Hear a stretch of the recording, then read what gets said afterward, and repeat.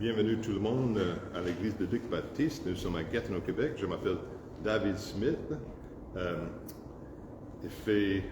On est au mois de janvier, le deuxième dimanche de 2004. Et soyez bienvenus. Alors, il y a des gens qui écoutent en ligne, il y a des gens qui écoutent ici, dans notre place de réunion, et que nous sommes en Matthieu chapitre 24 aujourd'hui, Matthieu chapitre 24 et versets 37 à 44. Matthieu 24, versets 37 à 44. Le titre de mon message pour aujourd'hui, c'est Instructions, les instructions. Je commence une nouvelle série de 3 parties. C'est la première partie de trois messages que je vais donner dans les prochaines semaines, 2 semaines après ce message-ci. Les séries s'appellent Instructions bibliques pour vivre à la fin des temps. Instructions pour vivre à la fin des temps. Et c'est la première partie. Et aujourd'hui, on va regarder et considérer l'exemple de Noé. L'exemple de Noé. Mais avant que nous commençons, on va prier que le Seigneur soit avec nous. Prions Dieu. Merci Père Céleste pour tout ce que tu nous donnes. Merci pour ta fidélité envers nous. Sois avec chacun de nous, que ta volonté soit faite dans nos vies et que nous puissions comprendre ta parole et les enseignements, l'encouragement et même les avertissements, et que nous puissions être au courant et prêts pour ce que tu nous enseignes et pour l'avenir, pour la venue de Jésus. Pour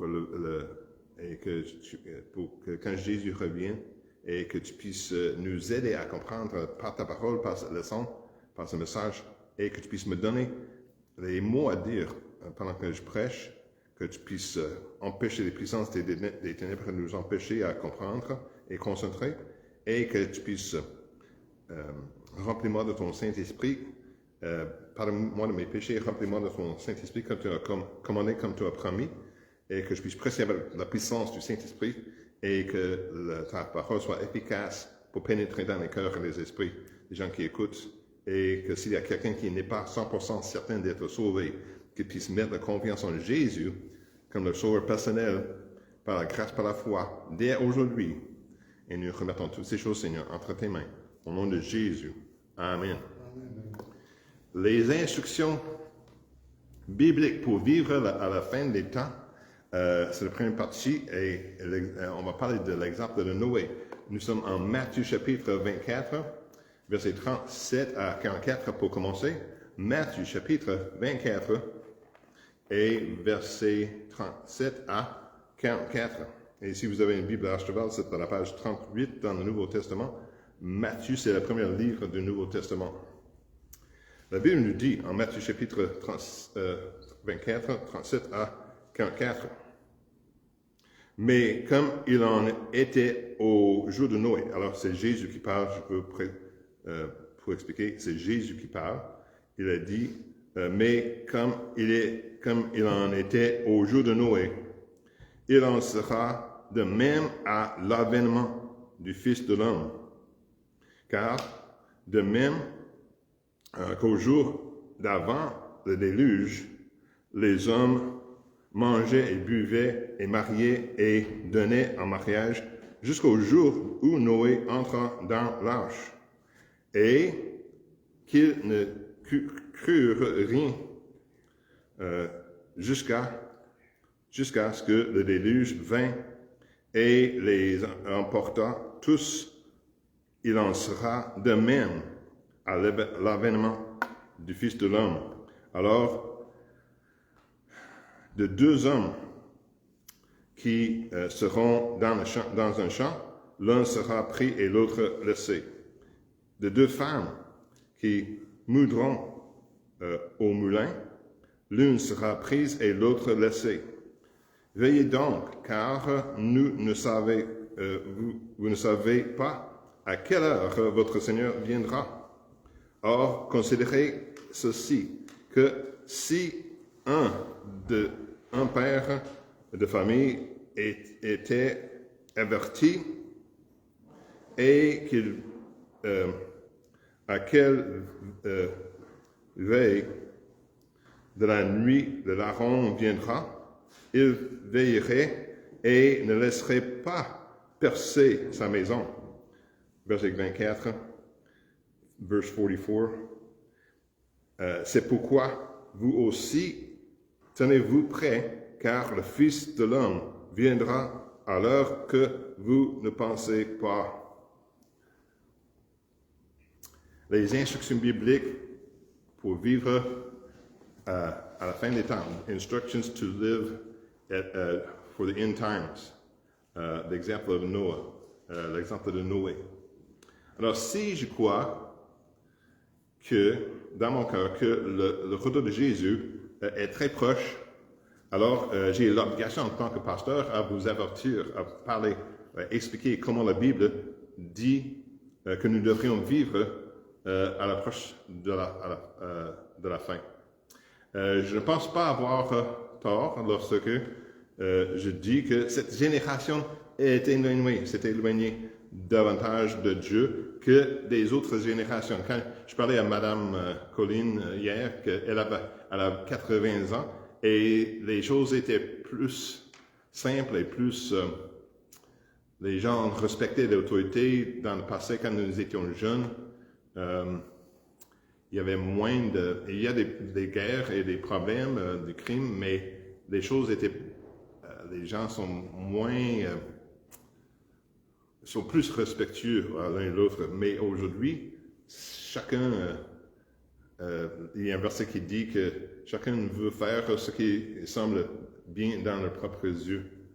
Alors que...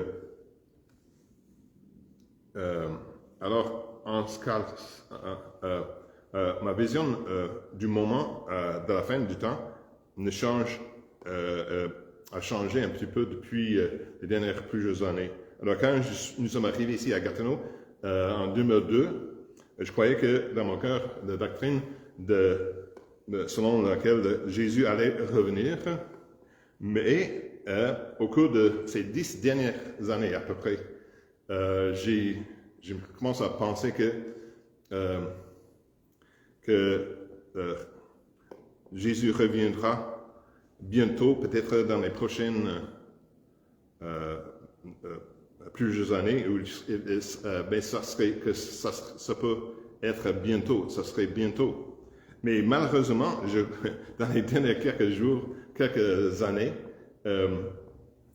je dois dire qu'au cours des derniers 2 ou 3 ans, j'ai encore une fois changé la position, pensant que bientôt, au lieu que Jésus reviendra bientôt, je pense qu'il va revenir très bientôt. Alors je pourrais, je crois ça.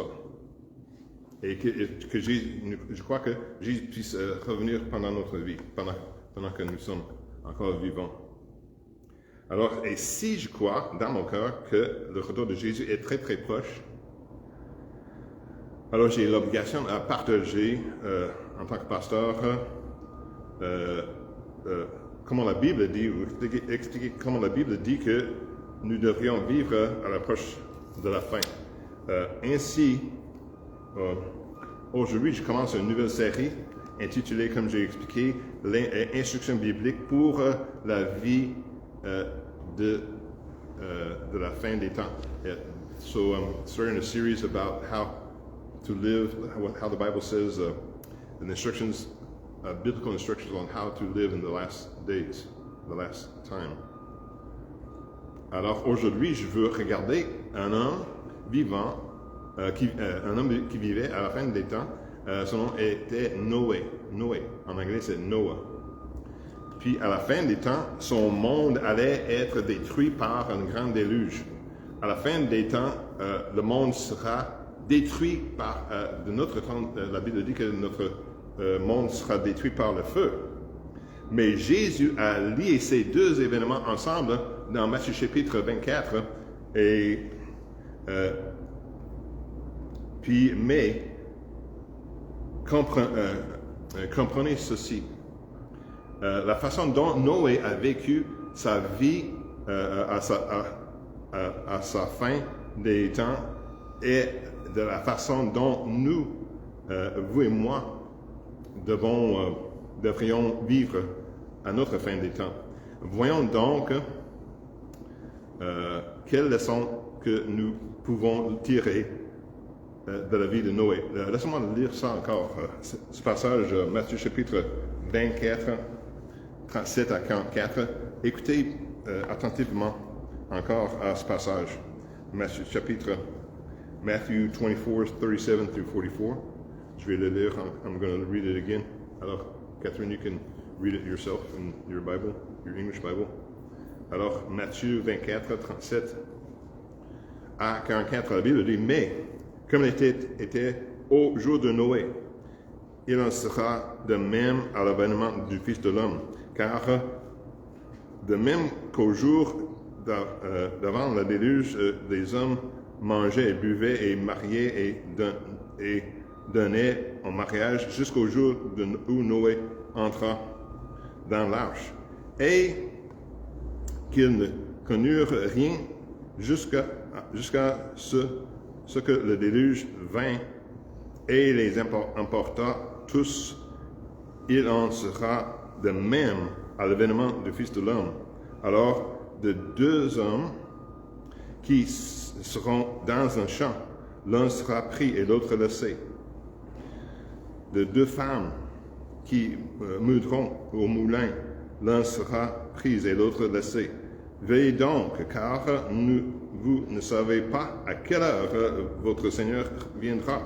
Or, considérez ceci, que si un père de famille était averti à quelle vieille de la nuit le larron viendra, il veillerait et ne laisserait pas percer sa maison. C'est pourquoi vous aussi tenez-vous prêts, car le Fils de l'homme viendra à l'heure que vous ne pensez pas. Noé a vécu avec une sainte révérence pour Dieu. Quand la Bible dit qu'il faut avoir peur ou craindre Dieu, craindre le Seigneur, avoir peur de Dieu, c'est une autre façon de dire une révérence pour Dieu. Alors, moi, je n'ai pas peur de l'électricité. L'électricité est bien pour allumer la salle, mais j'ai le respect, la révérence pour l'électricité, que je ne veux pas mettre une fourchette dans la prise de l'électricité, que ça me donnerait un choc, n'est-ce pas? Ça va me mordre. Puis j'ai un respect, c'est bien, mais j'ai une révérence et un respect pour l'électricité. Alors, nous devons avoir un respect pour le Seigneur, alors que, comme Noé a une alors que le monde autour de lui, ne révérerait pas Dieu, vous et moi devrons vivre avec une révérence pour Dieu, même si notre monde est devenu irrévérentiel envers Dieu. Hébreux, vous devez avoir dans vos livres, Hébreux chapitre 11 et verset 7, la Bible nous dit, par la foi, Noé, divinement averti des choses qu'on ne voyait point encore, fut rempli de crainte et construisit une arche pour le salut de sa famille. Par elle, il condamna le monde et devint héritier héritier de la justice qui est selon la foi. La Bible, l'Écriture dit que Noé était rempli de crainte. En d'autres termes, Noé avait une révérence sainte pour Dieu. Alors, la question que je dois me poser est la suivante. Comment pourrais-je montrer la révérence pour Dieu? Premièrement, cela commence par assister à l'Église, assister aux réunions ou au culte de l'Église. Rappelez-vous que Dieu a ordonné Moïse d'aller voir Pharaon et lui dire « Laissez partir mon peuple afin qu'il m'adore ». Dieu exige notre adoration, mais selon Outreach Magazine, édition le 10 avril en 2018, moins de 20%, il s'agit des États-Unis, moins de 20% des personnes qui se considèrent comme chrétiennes assistent régulièrement à l'Église. À l'approche de la fin des temps, je dois m'assurer de me retrouver régulièrement avec d'autres chrétiens pour adorer Jésus. Je dois me regarder, faire attention de ne pas tomber dans l'habitude de sauter les réunions de l'Église les dimanches, les cultes. Alors, je dois arrêter de trouver des excuses qui, selon moi, justifient mon manque de participation. Que pensez-vous que Dieu dira à ces excuses? Oh, je ne peux pas assister à l'Église aujourd'hui parce que... que pensez-vous que Dieu penserait de ces excuses? Sauf si c'est urgent ou vous êtes malade ou...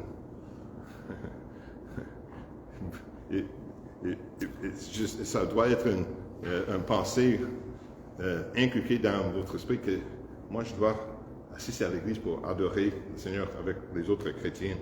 Deuxièmement, le respect se manifeste dans la manière dont nous traitons le nom de Dieu. Devons-nous permettre que le nom de Dieu soit utilisé en plaisantant ou permettons-nous que le nom de Dieu soit utilisé dans un discours de malédiction et de jurons?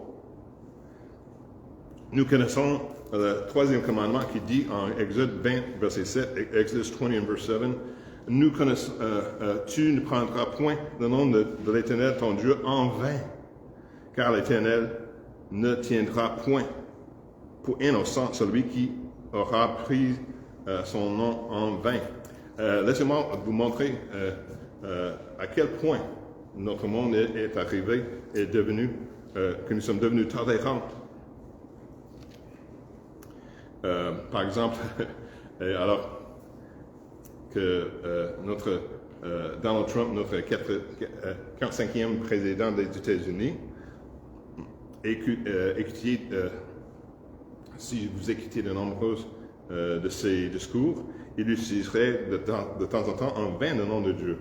Mais je crois que récemment, il est devenu chrétien, mais c'est difficile même pour dire aux gens de ne pas utiliser le nom de Dieu en vain, qu'ils ne comprennent pas. Même les chrétiens, ils doivent être éduqués et informés. Il ne faut pas que tu utilises le nom de Dieu en vain comme une expression. Alors, aussi,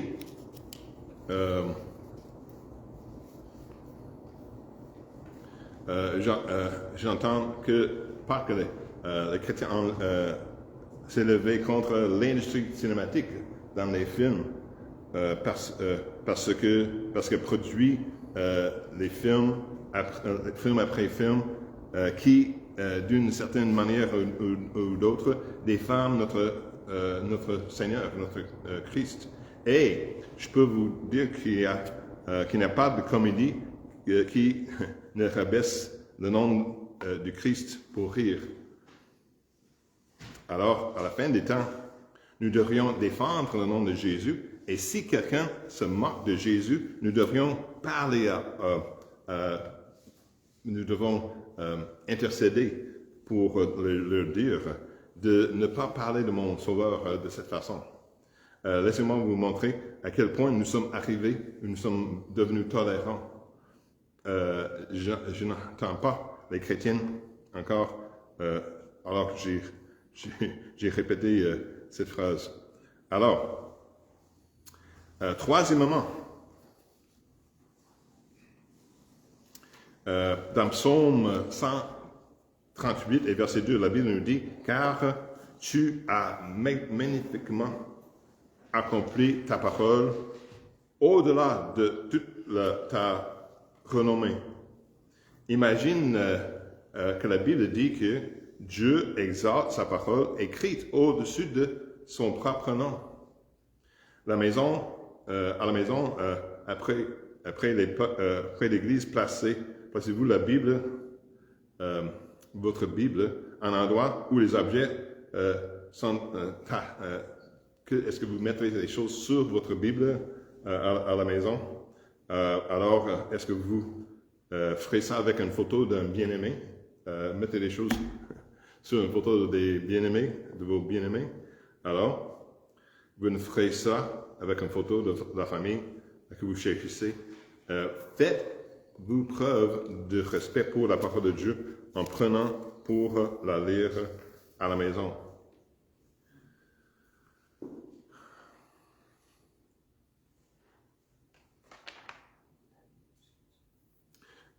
Ici, alors, vous remarquez que nous louons un bâtiment et que la chair est au centre de nos réunions. Et la Bible, mais je tiens souvent la Bible, mais des fois la Bible est placée sur la chair, parce que la Bible est au centre de nos réunions. La Bible est le centre de notre autorité. Et alors à l'Église, nous devons respecter la parole de Dieu en plaçant au centre de notre culte. Et il y a des églises où la Bible, les Écritures, est lue au début du sermon, du message, et c'est la dernière mention de la Bible pendant la réunion. Au temps de la fin, nous devrions être sûrs que nous sommes des gens dans la parole, que nous croyons la Bible, la parole de Dieu. À la fin des temps, vous feriez mieux de vous assurer que vous fréquentez une église où la parole de Dieu est prêchée et que c'est une partie essentielle de l'adoration. J'ai entendu aux endroits où il y a des plus grandes églises.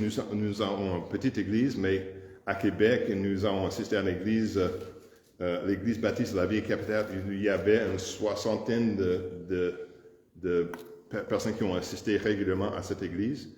Aux États-Unis, notre propre église, Cheney Baptist Church, quand je suis là, il y a plusieurs années, notre église était environ 120, 150. Maintenant, elle est grandie. La dernière fois que nous avons visité, c'est plus que 200 personnes qui assistent à cette église. Ils ont dû bâtir un autre bâtiment parce que l'ancien bâtiment était trop petit. Mais j'ai entendu parler de comment aussi aux États-Unis, il y a des grandes églises de 200, 500, 1000, plus que 1000, 2000 personnes qui ont assisté à une seule église. Puis, mais d'habitude, une église moyenne, c'est à peu près 150, 200 personnes aux États-Unis. Puis, il y a une façon de déterminer si l'église était une église biblique qui prêche la Bible. Pour la première fois, quand vous allez arriver pour la première fois pour un nouvel endroit pour assister à l'église, attendez dehors si vous pouvez et regardez combien de personnes de cette église apportent leur propre Bible. Combien de personnes de cette église apportent leur propre Bible ou est-ce qu'elles viennent sans Bible? Alors, la plupart des chrétiens fidèles vont apporter leur propre Bible. Moi, je peux prendre une Bible semblable à la mienne ici, mais ma Bible est tout marquée dans les marges des versets où j'ai marqué que j'ai déjà lu et que je sais où se trouvent les choses dans ma propre Bible, alors que les chrétiens fidèles vont apporter leur propre Bible aux réunions. Deuxième point, c'est Noé a marché avec Dieu alors que le monde autour de lui ne le faisait pas. Vous et moi devons marcher avec Dieu, même si notre monde marche dans la direction opposée. Genèse chapitre 6, verset 9, la Bible nous dit, « Voici les descendants de Noé. Noé fut un homme juste, intègre, et dans son temps, Noé marcha avec Dieu. » Que signifie marcher avec Dieu? Premièrement, marcher avec Dieu signifie que vous êtes d'accord avec lui et avec ses voies. Amos 3, verset 3 dit, « Deux hommes marchent-ils ensemble sans être convenus? » Alors, je dois demander, y a-t-il quelque chose pour lequel je combats Dieu? Dieu vous a-t-il dit de faire quelque chose et vous y opposez? Alors, vous ne marchez pas avec Dieu. Deuxièmement, marcher avec Dieu signifie que j'ai fait le choix de suivre Dieu et je ne laisserai pas les difficultés me retenir. Anne. Alors, Debbie et moi aimons aller. Alors, nous aimons aller faire des choses ensemble. Alors, il y avait mais je vais sauter cette partie. Alors, faire le choix de suivre Dieu va être difficile car nous allons contre-courant. La Bible dit que la chemin qui mène à la destruction, et beaucoup sont sur le chemin étroit qui est le chemin qui mène à la vie éternelle. Si je choisis de suivre Dieu, je vais à contre-courant. Alors que les gens, après qu'ils sont sauvés, vous allez voir que votre style de vie, si vous voulez suivre Dieu et la parole de Dieu, est contre la société, contre les normes de la société. C'est contre-courant. Il est facile de se laisser emporter par la foule. L'épouse de Noé, elle était le seul à aller dans la direction, à l'époque de Noé, elle est le seul avec sa famille pour aller dans la direction opposée de la foule. Elle ne s'est pas laissé emporter par la foule. Il est allé au contre-courant, marchez-vous avec ou dans la direction opposée de la foule.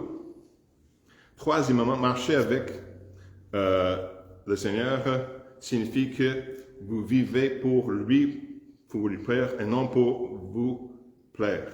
Cela peut signifier que j'ai besoin de certaines choses dans ma vie pour plaire à Dieu, mais cela signifie aussi que je devrais peut-être supprimer certaines choses de notre vie et qui m'empêchent de marcher avec Dieu.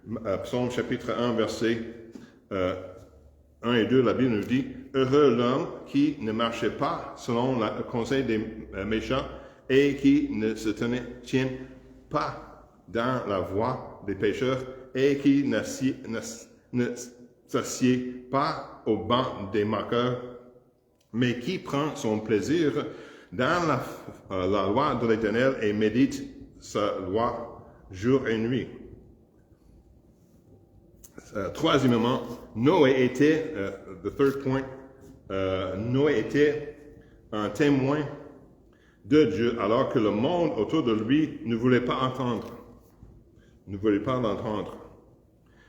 Vous et moi devons être des témoins de Jésus, même si le monde dans lequel nous vivons ne veut pas l'entendre. 2 Pierre chapitre 5, 2 Pierre chapitre 2, verset 5, la Bible nous dit « Et ce n'a pas épargné l'ancien monde. » Il parle du temps de Noé.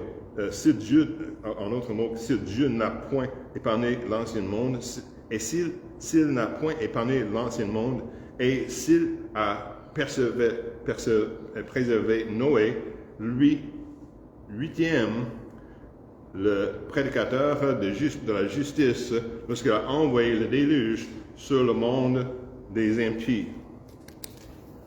Noé prêchait pendant qu'il construisait l'arche et il fallut 120 ans pour construire l'arche.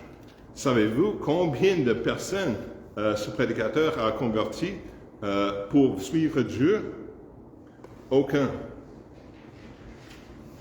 Imaginez un prédicateur qui prêchait dans un endroit et il n'y avait aucun converti. Mais malgré son manque de succès dans le salut des âmes, il est considéré comme un prédicateur de la justice. En d'autres termes, Dieu était content. Noé était un planteur de graines. il a planté des graines, il est peut-être tombé sur un sol non fertile, mais son travail consistait à planter des graines. À la fin des temps, notre travail consiste à continuer à semer des graines, et si elles semblent tomber dans l'oreille d'un sourd. Mais nous ne le faisons pas. Dans le livre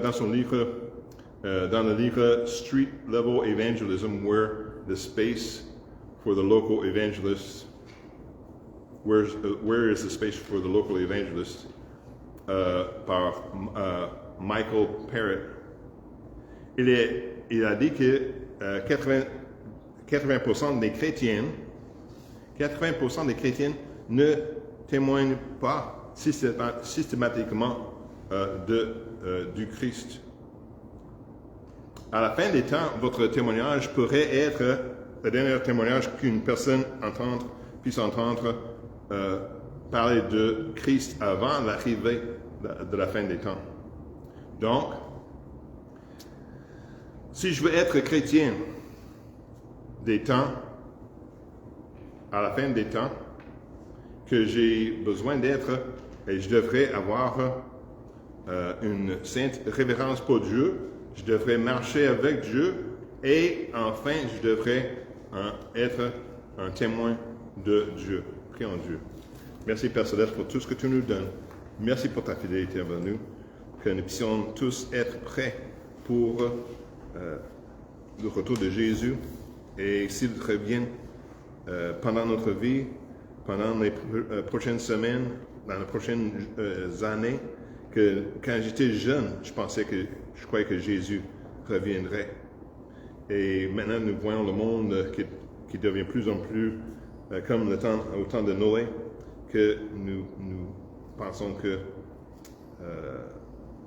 le retour de Jésus est proche et que nous devons être prêts et nous devons être en train de faire des choses que tu veux que nous fassions avant qu'il arrive, afin que nos bien-aimés, nos entourages, nos voisins, voisines soient sauvés, et au moins qu'ils puissent entendre la parole de Dieu, que nous puissions s'aimer la parole de Dieu, afin qu'ils puissent avoir la chance pour l'accepter ou non. Et les gens qui écoutent ce message, qu'ils puissent mettre confiance en Jésus comme le sauveur personnel dès aujourd'hui, en croyant que Jésus est mort sur la croix, qu'il est ressuscité des morts, et que nous puissions être sauvés par la grâce, par la foi, en Jésus seul, et pas par les œuvres. Et nous remettons toutes ces choses entre tes mains. Au nom de Jésus. Amen.